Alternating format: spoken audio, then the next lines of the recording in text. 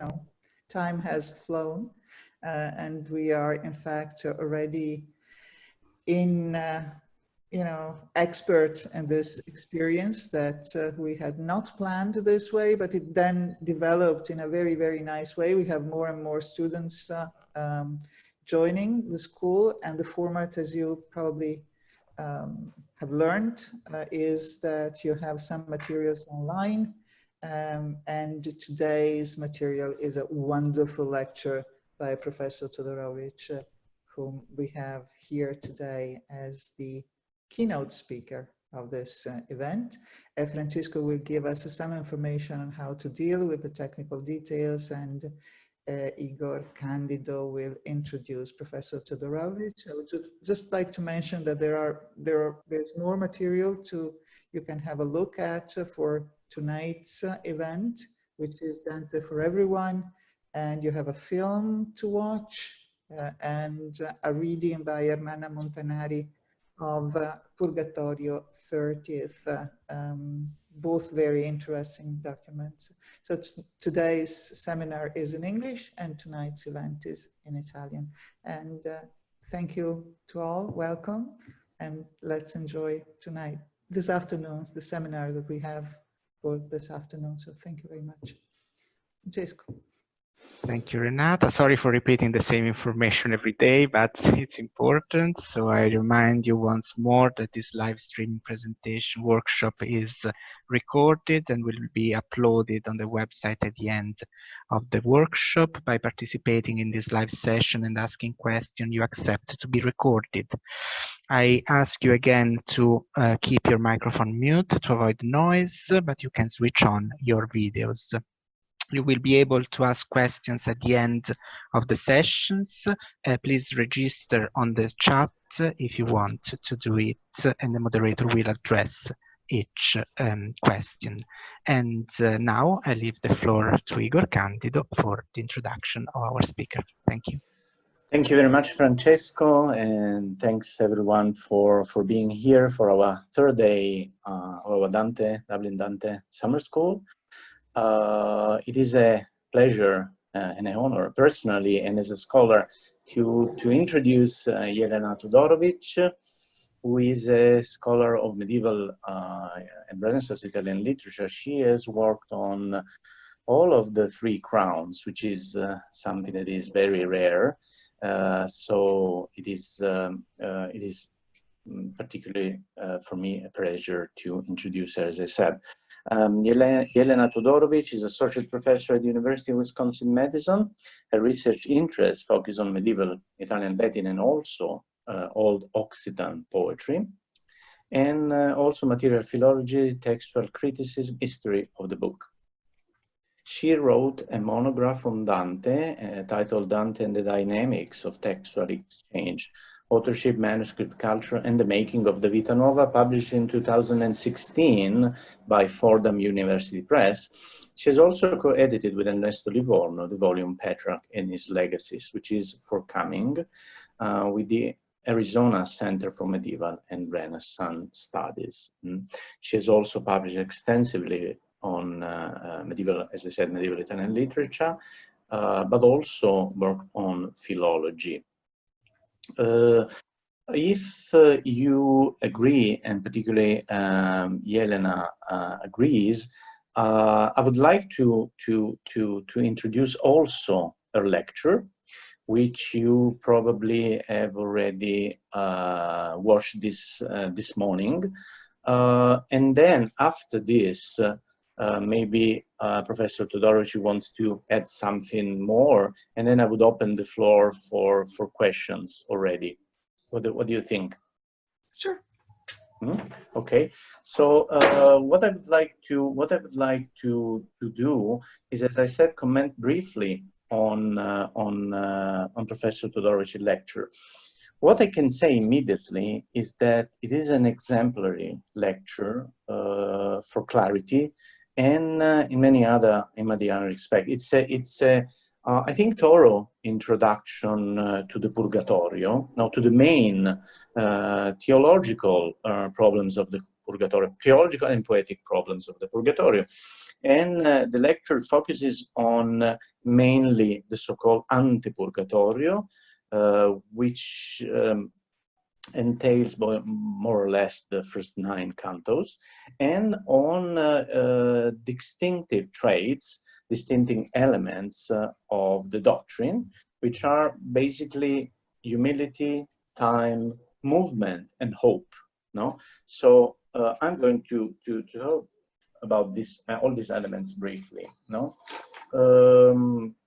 another thing that is that I really appreciated of Professor Todorovic's lecture is the introduction to the Purgatorio, the historical introduction to the Purgatorio. As you may know, the concept, the very concept of purgatory is fairly new when Dante set out to write the Divine Comedy. And in fact, this provides more room of invention to Dante, but at the same time can offer also elements of difficulties to Dante, actually. And the first thing that Professor Todorovic clearly points out is that it is the realm of time, no? And this is exactly what we wanted to express by choosing a title like Journeying Between Eternities. No? It is the realm of time, which also means that this is the place in which Dante wants to place some of his friends. Clearly, most of his friends are located in Purgatorio, and the discussion that are connected to the earthly life. We said in our first meeting, following Professor Ferroni's discourse, that Dante, according to Auerbach, is the poet of secular world. No, if you remember Auerbach's important contribution, Dante als Dichter der irdischen Welt, and so I think that Professor Todorovic's introduction to Purgatory is also valuable for setting the very idea of purgatory in its historical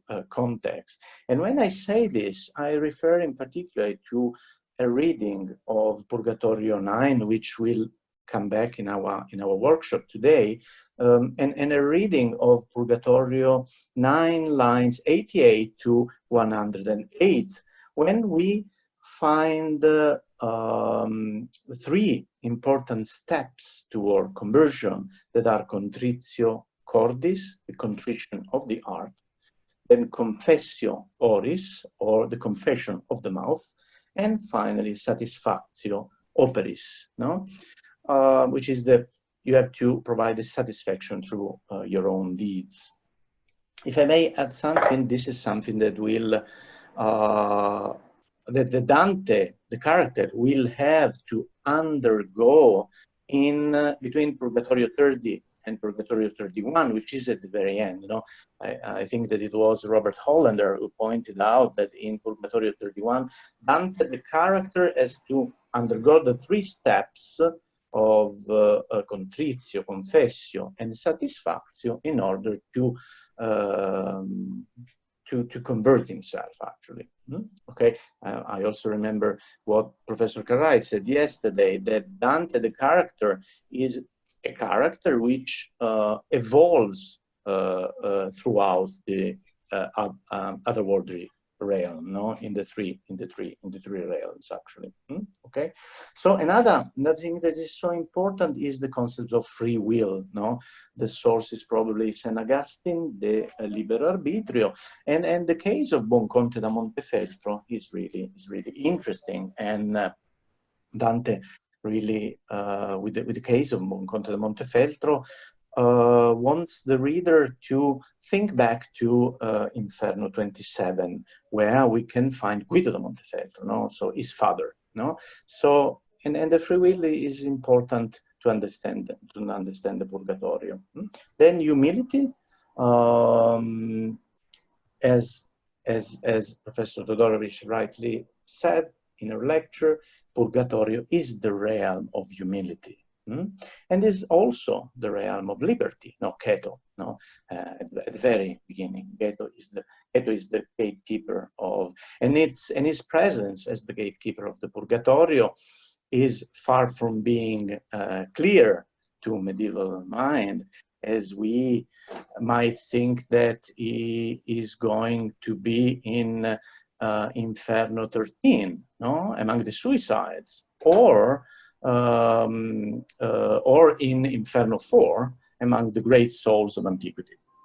Okay.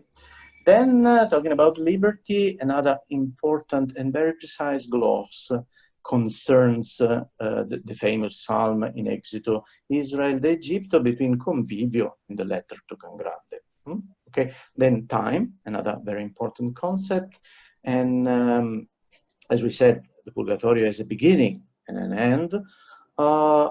And I think, and this is a question for Professor Todorovic, I also thought about Chalcidius, the Timaeus, translated and also commented on by Chalcidius, because Plato's definition of time is exactly a movable image of eternity.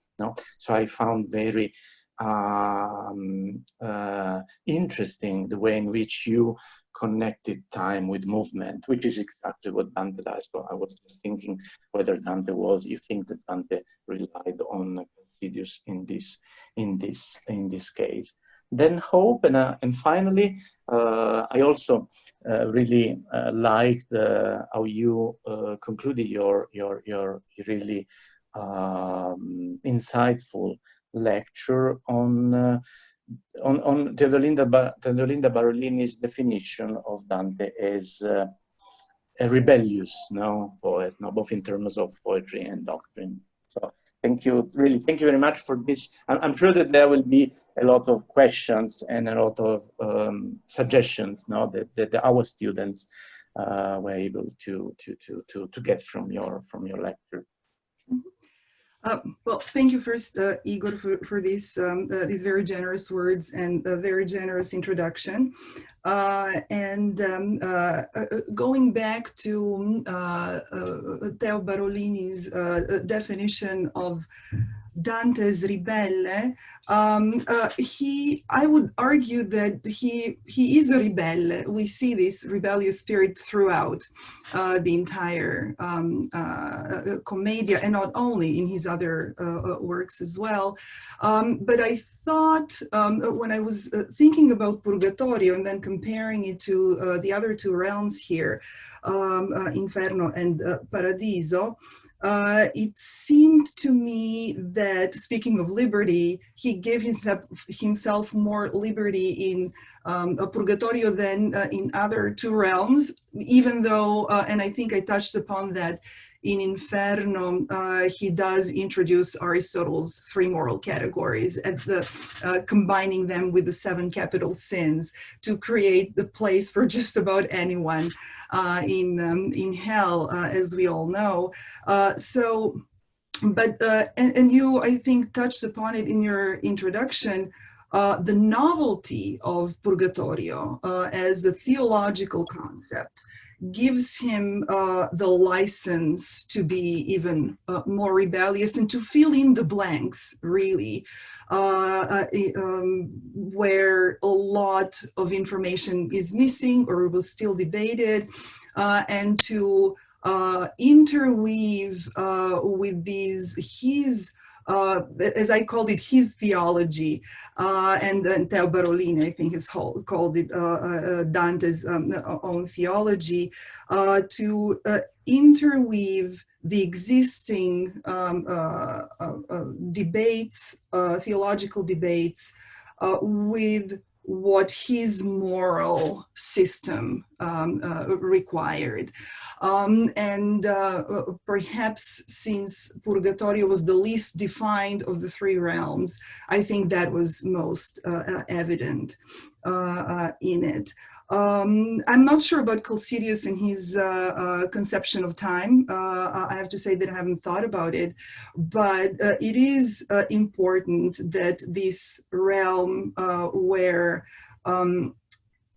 all the time and movement, and I hope to have shown that in that lecture, are cannot be separated. They're inseparable. Movement happens in time.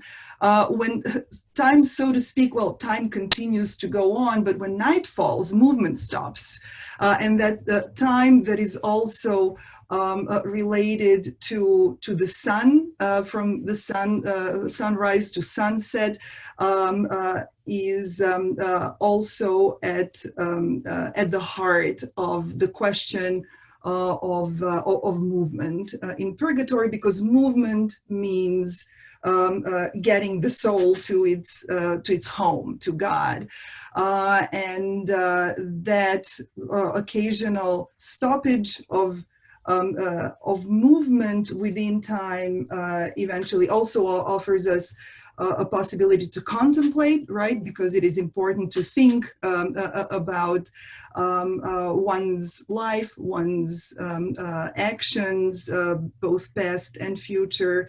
And Dante allows that through the stoppage of movement, and in a way, the stoppage of time, of that movement.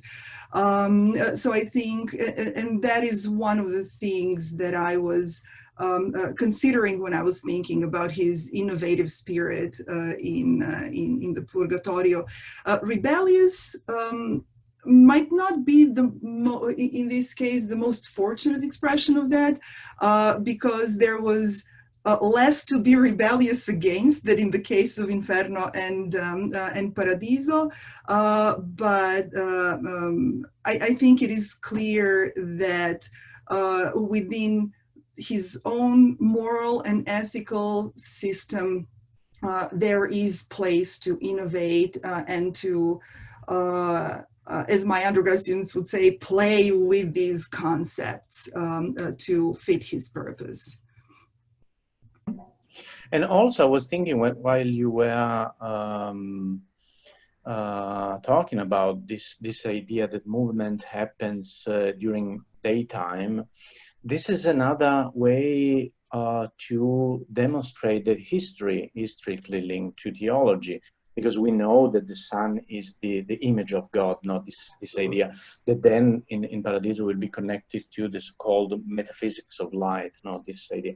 And by the way, this metaphor will be so fortunate that in the Italian Renaissance, Ficino, we talk about the sun as the statue of God, no, so Statua Dei, no. So and this begins with Dante's theology as well. So clearly there are other sources, Augustine or Thomas Aquinas and so on, but Dante was so the Divine Comedy, also from a doctrinal point of view, was very much influential. Yeah, absolutely. Thank you. So I'd like to collect questions already, if Professor Todorovic agrees, about the lecture, and then after this question time, we can begin the workshop. I think that there is a question from Renata about she wrote in the chat.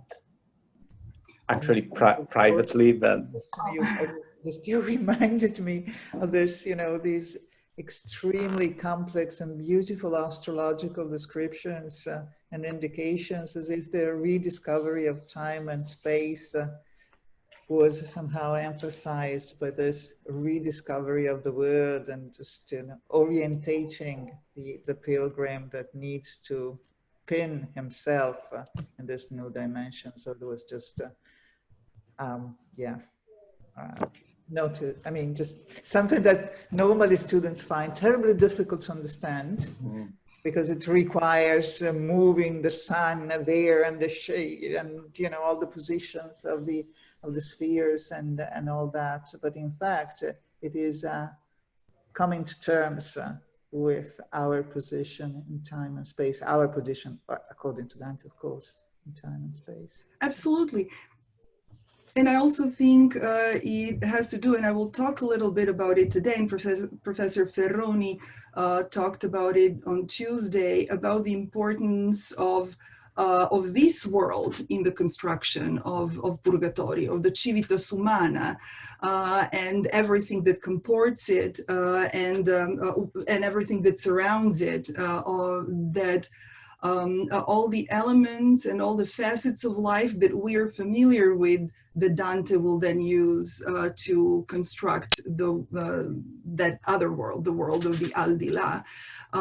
So I think that aspect is also important from that standpoint. Even if one didn't know exactly how to do the calculations, one can identify with the sun moving position and what that means for us and what it means for our not only daily lives, but the seasons, etc. So I think all of that is carefully built in the Purgatorio as well. Okay, so to allow a bit more time to the participant to think about their questions, what I would like to also to emphasize, something that I haven't touched upon, is something that is also so important for the entire Divine Comedy and for Purgatorio in particular.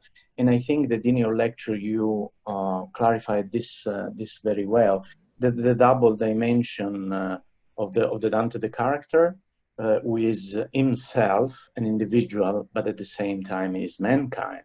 No? And this is something that is particularly clear in the Purgatorio. Exactly because the Purgatorio is the realm of time. No? It's the realm in which Dante is really traveling with his own body. Now, this is something that we know at least for sure for Inferno and Purgatorio. No? Rereading Paradiso, there is an ambiguity, no? Whether he's ascending through the spheres with his own body or not. But it is the first part of the journey is with his own body, and this is something that I think that you pointed out very, very well. And this is also in connection with another thing that is so important, the metaphor of the pilgrimage, no? Which goes to the roots of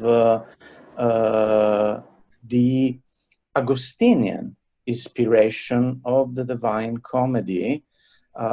Thinking back, for example, of the beginning of the Confessions, no? When Augustine says, "Fecisti nos ad te, et inquietum est cor nostrum donec requiescat in te." No? You made us, you God, you made us for yourself, and our heart is unquiet until it will rest in you. So this is an interesting quotation that I always use to explain the difference between the Middle Ages and the Renaissance. No?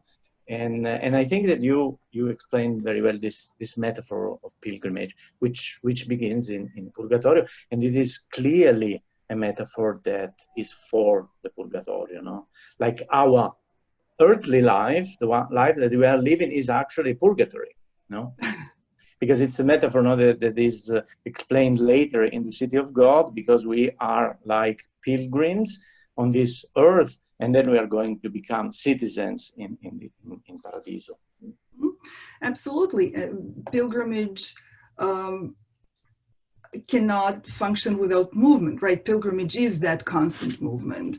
Even though, and I hope that difference that I made between the movement in Inferno, which is really static movement, empty movement without any purpose other than to inflict pain and make the pain greater, pilgrimage and movement in Purgatorio actually lead to something. They lead to the soul's home, which is God. That is, thank you for reminding us of that. Thank you for pointing out that very important element of the pilgrimage, because it will really, in order for the soul, and I'm now stating the most obvious thing in the world, in order for the soul to arrive to its home and to its, who is at the same time its creator, that conversion has to happen, right? Described in Purgatorio 9. Or even that lagrimetta, right? Any form of contrition has to happen for the person or the soul, the body or the soul, to engage in that pilgrimage. And you are absolutely right that Purgatorio is that pilgrimage. Okay, so I'm wondering whether there are questions from the participants on what we have said, or from the material covered by the lecture. Okay, so maybe we can start. If you have question, you can ask, or you will have questions. Maybe we can you can ask those at the end or during the workshop. So maybe we can start the workshop. What do you think? Yes, that is fine by me. I'm going for the matter of time. It's already 10:25, so I'm going to very briefly treat of another theme. Actually, I know I promised Purgatorio 6 and Purgatorio 9 for today, but because we have already touched upon Purgatorio 9 in the lecture, I'm going to focus on another theme, and you have probably noticed that it was missing from my lecture, and that is the theme of politics. That is very important for the entire Commedia, for first and foremost for Dante himself, for what we know about his personal life and about his works. We know that the theme of il tema politico is one of the greatest leitmotifs of the Commedia.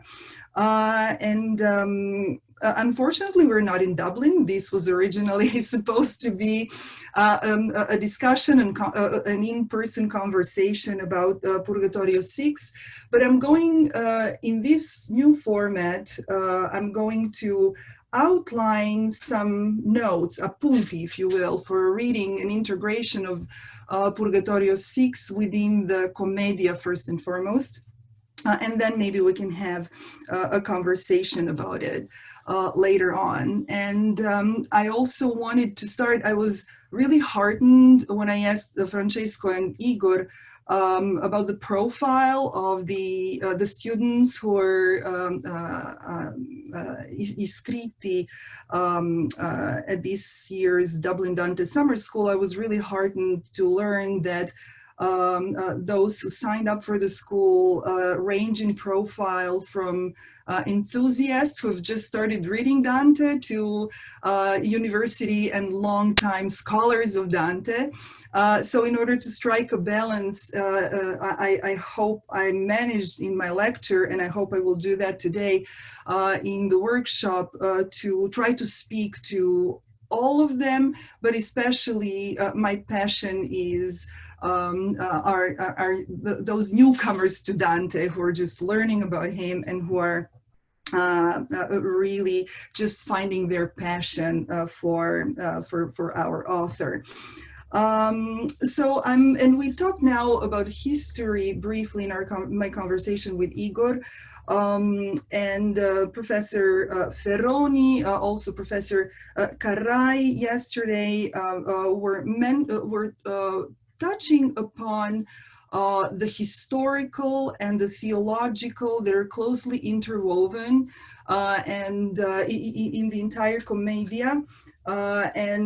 Perhaps the tema politico is one, if not the topic, where that historical and personal come into play on the scene of the Commedia. So speaking, I'm now going to share for those I have asked, and Francesco has very kindly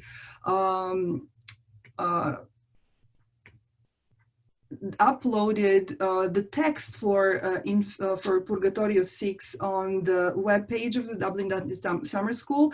But for those who are like me, who do not know how to manage more than one window on their screen, I just prepare this PowerPoint, which only has the text. So if you have not printed the text, or if you cannot access it, don't worry, I'm going to project all the text of Purgatorio 6 on these slides. Are you able to see them? Excellent.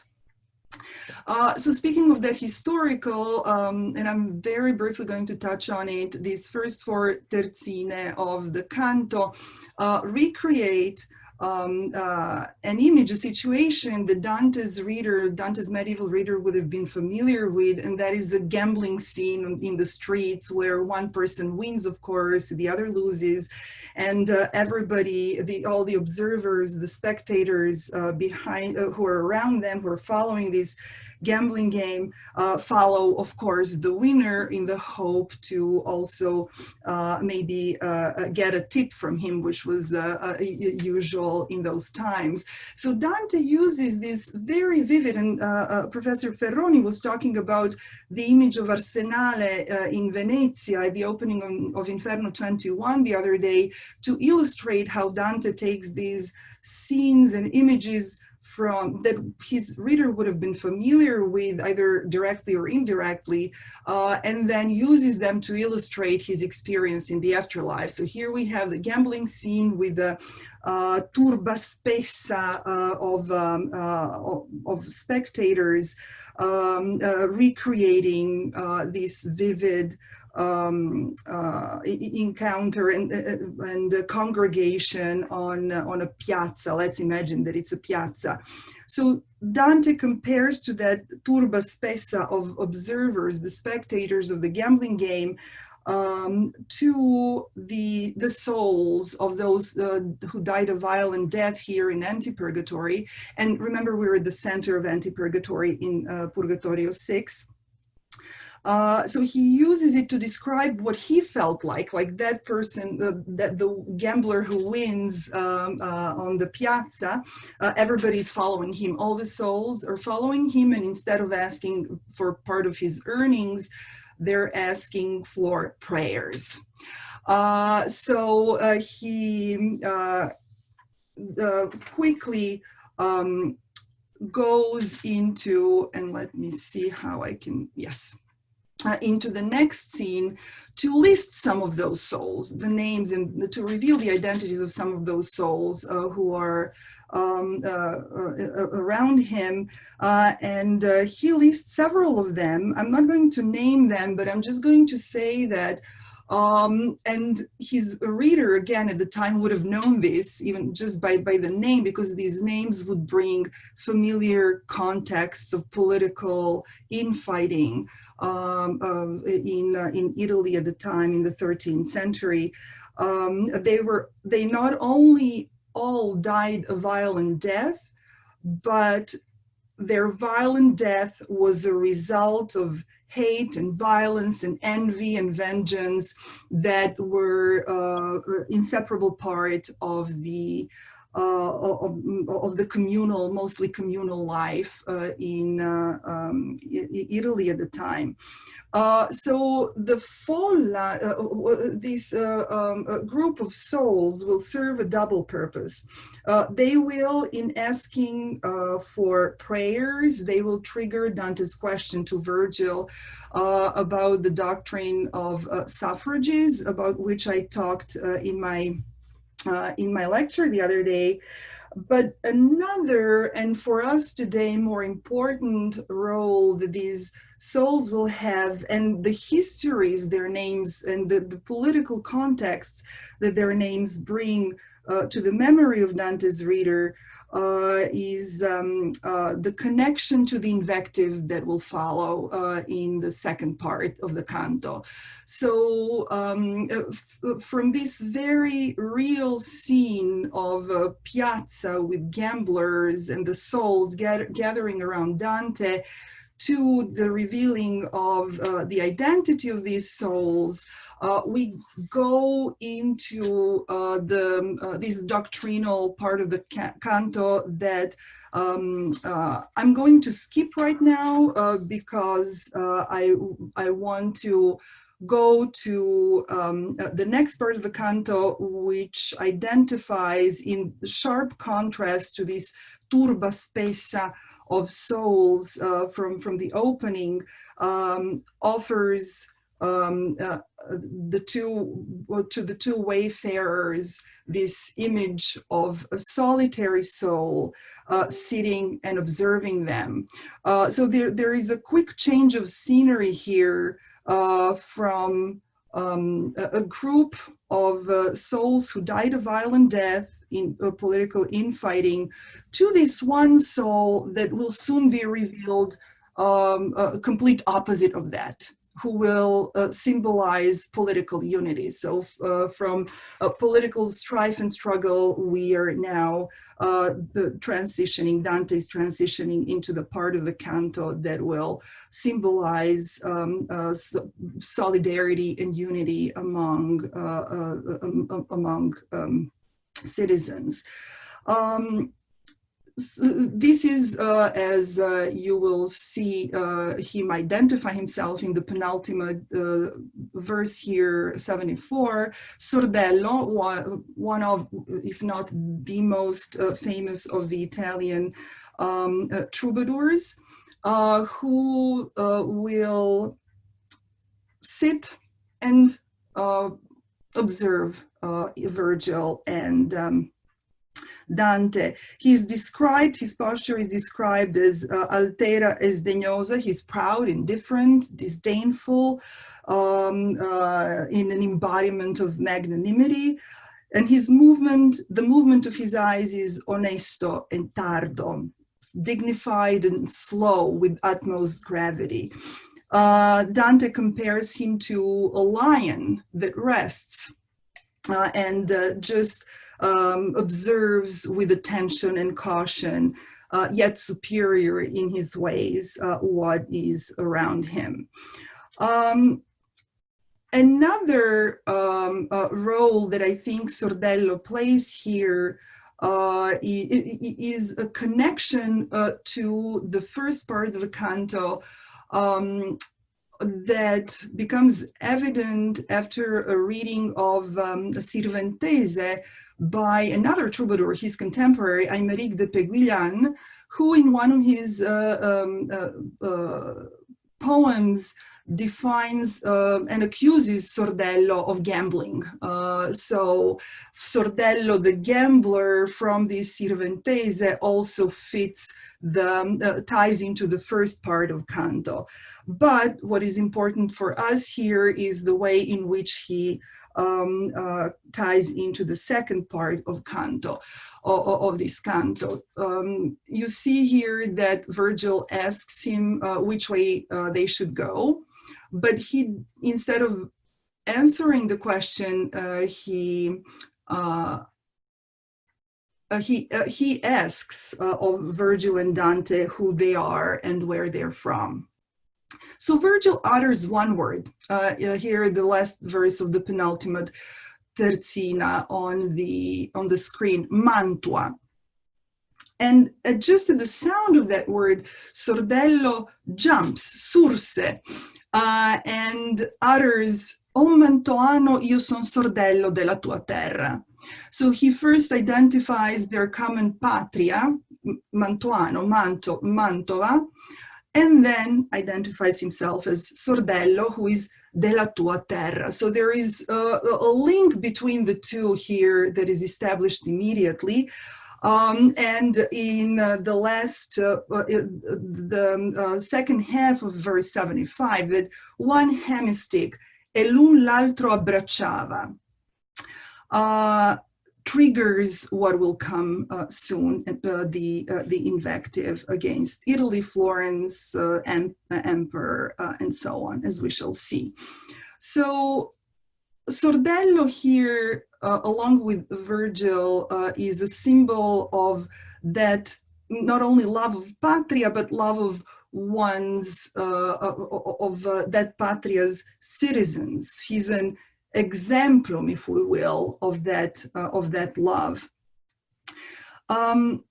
So after this dramatic cesura, after O Mantoano, io son sordello della tua terra, this hemistich e l'un l'altro abbracciava,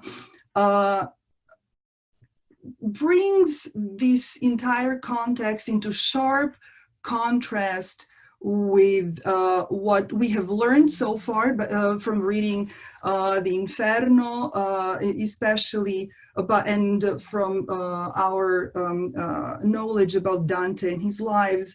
We learn we cannot but not think about Dante's own political views. And I've here included some excerpts from Inferno 6. You probably have read it and repeated ad nauseam that the 6 cantos of Inferno, Purgatorio, Paradiso are political cantos. And this is part of Inferno 6, where Dante encounters Ciacco, his fellow Florentine, who describes, and I'm not going to read these, you have probably read them, but just to summarize, he describes Florence as one full of envy, la tua città che è piena di invidia, where only 2 men are just. In the last tercet here, giusti son due on this screen, because the citizens of Florence and their hearts are full of superbia, invidia, avarizia. That is the penultimate line verse here on the slide. So much so that the city will be in constant turmoil amidst the infighting between the Guelphs and the Ghibellines, with the interference of Pope Boniface VIII, in the following lines that I have not copied here. This accusation of the 3 vices, superbia, invidia, avarizia, will reappear in Inferno 15, when Brunetto Latini will exclaim about the Florentines, gente avara, invidiosa e superba. The same 3 not vices, but capital sins, right? That the Florentines are accused of. That Brunetto will bring back up in his long diatribe against Florence and Florentines. Florentines described as lilazzi sorbi, sour sorbs, and Dante compared to a sweet fig, il dolce fico, that cannot thrive in these circumstances. And we can add to these, and this is just a short selection from various parts of the Inferno and Purgatorio. Professor Carrai yesterday brought up our attention to Dante's sarcastic observation in Purgatorio 12, as if though through an ironic smile, that Florence is la ben guidata, governed well, which is taking aim at Florence's civic and political shortcomings that abound at any given time. So when we think about Dante, and in these cases, these invectives and criticisms are turned against Florence, but we will see that it is part of this entire Italian context of which Dante was also disappointed. So the invective begins, and I'm just going to quickly compare Purgatorio 6 to the other 2 political canti. Inferno 6, whose only 1/4 of the canto is dedicated to the invective, and the invective is constructed on a dialogue between Ciacco and Dante. Here we have exactly half of the canto, verses 76 to 151 in Purgatorio 6. So we have half the canto, and once we get to Paradiso 6, we have a canto long. The entire canto is a long monologue of Emperor Justinian against the empire. So if we just think very strictly in terms of these three cantos, we see this progression in scope and range and length also of political invective. The invective begins, which is spoken by Dante the Exile, who at this point in time is certain that he cannot go back to Florence ever again. Dante, the proponent of empire, as we will see in a bit, and Dante, the active participant in political life. Italy here is compared to a ship without a helmsman, and lost in harsh seas, nave senza nocchiere in gran tempesta. Roncaglia, when he was writing about Purgatorio 6, remarked that the series of expressions such as the one we see here, nave senza nocchiere, then lower in the penultimate verse on this slide, Sella vota, and then Vedova Roma in the apostrophe to the emperor several verses below. So these expressions reveal what he called la tormentosa fissità d'uno stato sentimentale di lacerazione. And indeed, the entire invective is played on this sense of deprivation, disconnection, absence, and emptiness. The first terzina, going back to the opening of the invective, opens with an interjection I, denoting at the same time Dante's pain, dismay, disappointment, defeat, all deriving from his lifelong passion for moral, political, and civic life and values. And then it is followed by Serva Italia, Serva because, as we shall see in a bit, it is without the emperor, the only figure that can guarantee liberty in and by his God-given right. Unlike the many despots and tyrants who rule the many parts of Italy, which is the reality that Dante is here criticizing. The metaphor of the abandoned ship in a stormy sea is a quite common one in literature from the classical times. And I offer you here a quotation from the Convivio, where Dante will compare an emperor to the helmsman, the pilot of a ship, who will oversee all the activities. And whereas Dante says there are separate crew members that govern different parts of this big operation of steering the ship toward its port, it is the captain or the pilot, the helmsman, who needs to oversee that and understand where each one of those activities fall. And this is the empire and the emperor in this metaphor. One other thing that I wanted to point, going back to